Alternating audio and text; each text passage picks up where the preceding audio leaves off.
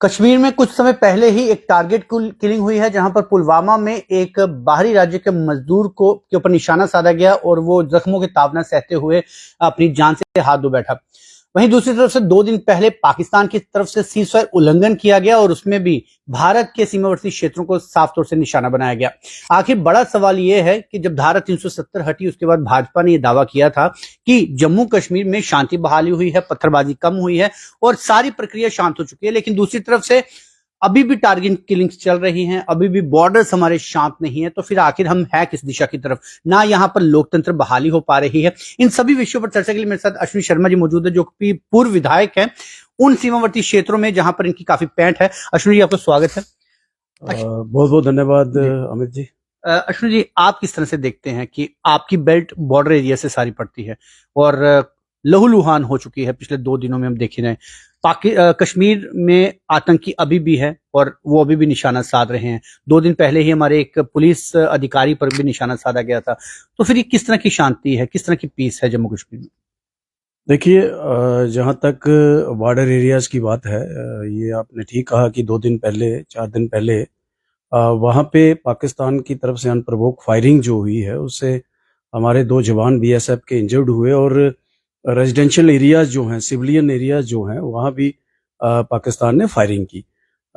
जैसे आपने कहा कि ये भाजपा की तरफ से दावा किया जाता है, ये बिल्कुल सही है कि 2014 में एक बहुत बड़ी शेलिंग जो है, जब मोदी सरकार नहीं थी, उस वक्त कांग्रेस सरकार थी और 2014 से पहले लगातार सीज फायर वायलेशन जो है वो एक दफा नहीं, 10 दफा नहीं, सैकड़ों बार जो है सीज फायर का वायलेशन उस वक्त होता था पाकिस्तान की तरफ से। और जब 14 में मोदी सरकार आई तो सरकार ने कुछ ऐसे फैसले लिए और ऐसे डायरेक्शन जो हैं अपनी आर्मी और पैरामिलिट्री फोर्सेज, जो खासकर बॉर्डर सिक्योरिटी फोर्सेज जो हैं, उनको ऐसे डायरेक्शंस दिए कि हमारी तरफ से जो है वो पहल ना हो, लेकिन अगर पाकिस्तान यहाँ कोई फायरिंग करके, शेलिंग करके हमें नुकसान पहुंचाता है तो उसको छोड़ा ना जाए। इस तरीके से फ्री हैंड जो है बॉर्डर सिक्योरिटी फोर्सेस को दिया और इस तरीके से सबक जो है पाकिस्तान को सिखाया कि 14 के बाद अभी 4 दिन पहले ही पाकिस्तान ने एक बार फिर फ्रस्ट्रेशन, पाकिस्तान जो बुखलाहट उसकी है, वो उसके बहुत सारे रीजंस हैं। एक तो ये है कि पाकिस्तान की अंदरूनी हालत जो है वो ठीक नहीं है। आप सब देखते हैं कि किस तरीके के वहाँ की अर्थव्यवस्था जो है चरमराई है और पाकिस्तान जो है एक ही वहाँ जो प्रोडक्शन वहाँ पे होता है वो टेररिज्म है। टेररिज्म का प्रोडक्शन जो है वो पाकिस्तान वहाँ होता है और कोई भी इंटरनेशनल लेवल पर कोई स्पोर्ट जो है वो जो है वो पाकिस्तान को कहीं से भी वहाँ नहीं मिल पा रही है। जैसे अभी आपने देखा कि वैगर्स की तरह वो जगह जगह कई मुल्कों में जाकर वहाँ गुहार लगाते हैं कि हमारी मदद कीजिए।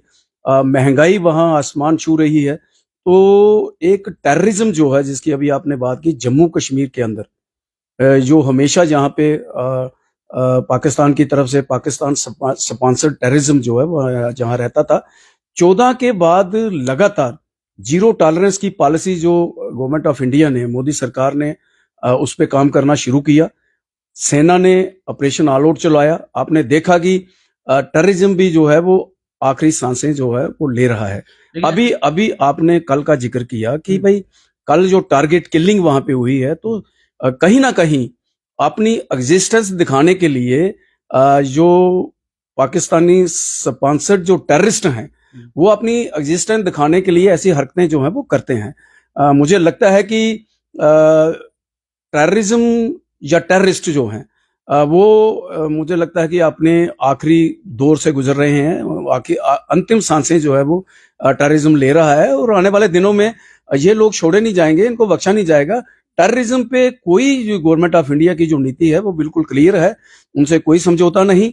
और जो भी ऐसा करेगा उसको मुंह की खानी पड़ेगी और गोली का जवाब जो है गोली से ही दिया जाएगा। जैसे आपने बोला कि 2014 के बाद मुंह की खानी पड़ी है पाकिस्तान को और सीजफायर का उल्लंघन जो है वो हिम्मत नहीं जुटा पाया, लेकिन जब हम सीमावर्ती क्षेत्रों का दौरा करेंगे तो उनकी सुगबुगाहट ये भी थी लोगों की कि अब भारत में भी 5 राज्यों के चुनाव आने वाले हैं, तो क्या ये सीजफायर उल्लंघन उनके साथ तो नहीं जुड़ता? क्योंकि जहां एक तरफ से जम्मू कश्मीर के डीजीपी खुद कहते थे कि यहाँ पर मिलिटेंट सारे खत्म कर दिए गए हैं, तो फिर जो अभी टारगेट किलिंग हुई है वो कहाँ से आते हैं मिलिटेंट्स, जब इन्फिल्ट्रेशन भी नहीं हो रही? देखिए, जैसे अभी हमने कहा है कि टेररिज्म जो है आखिरी सांसें ले रहा है, ये नहीं है कि भाई वहां बिल्कुल सफाया हो गया है। पाकिस्तान कहीं ना कहीं, अगर यहाँ पे बॉर्डर पे जैसे आपने बात की है, जैसे मैंने एक आपको रीजन दिया कि इंटरनल सिचुएशन पाकिस्तान की जो है, दूसरा ये है कि जो टेररिज्म जो है लगभग खात्मे पे है।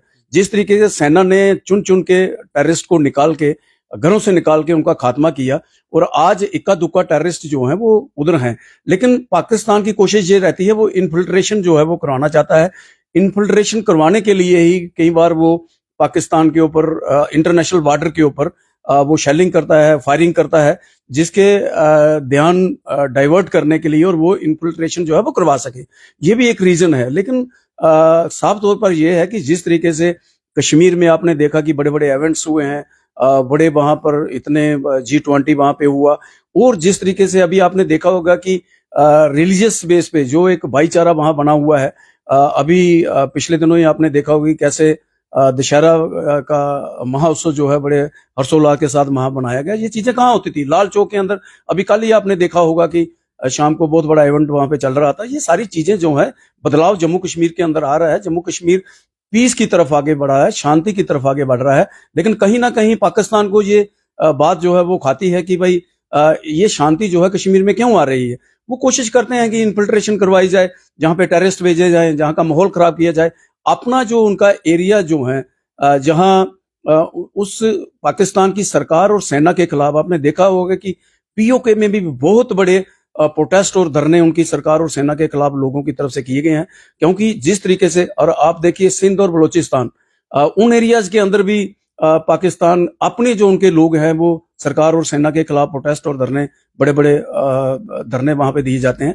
तो इंटरनल हालात पाकिस्तान के ठीक नहीं है। फिर भारत में मान लीजिए कि जो परिस्थिति मौजूदा समय में चल रही है कि अब यहाँ पे फिलहाल जम्मू कश्मीर में चुनाव कराने के लिए माहौल माकूल नहीं है? नहीं, बिल्कुल चुनाव होंगे। आपने देखा है कि अभी जैसे ये सारा प्रोसेस जो है, समरी रिविजन हुए हैं, चाहे वो अर्बन लोकल बॉडीज के इलेक्शन के लिए, पंचायत इलेक्शन के लिए, असेंबली इलेक्शन के लिए और पार्लियामेंट इलेक्शन के लिए। अभी सबसे पहले तो मुझे लगता है कि पार्लियामेंट इलेक्शन जो है वो बिल्कुल नजदीक आ गए हैं। अभी जो अप्रैल में इलेक्शन होगा पार्लियामेंट का, तो उसमें मुझे लगता है कि सब पार्टियों को आगे आना चाहिए। वो भारतीय जनता पार्टी तो हमेशा हम ये कहते हैं कि हम तो चुनाव के लिए तैयार हैं। इलेक्शन कमीशन ऑफ इंडिया को भाजपा जो है वो बिल्कुल तैयार है, चाहे छोटा इलेक्शन है चाहे बड़ा इलेक्शन है, कोई भी इलेक्शन आएगा हम तो उसके लिए तैयार बैठे हैं। ये इलेक्शन कमीशन ऑफ इंडिया का प्रेरोगेटिव है, भी कब उसके लिए वो नोटिफिकेशन निकाल लेंगे। जब नोटिफिकेशन निकलता है तो हम तो तैयार हैं। बिल्कुल, बहुत बहुत शुक्रिया। और भाजपा तत्पर है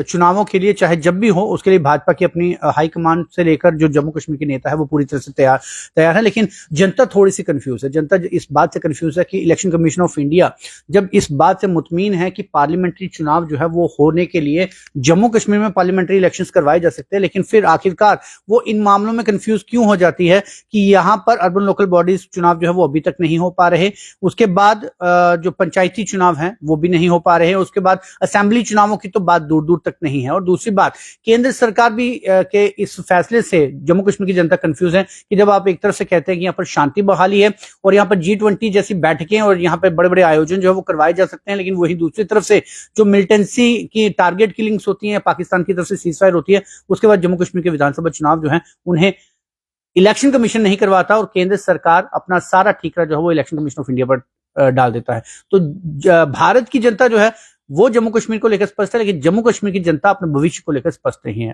फिलहाल आप जुड़ रही है जमुना न्यूज के साथ।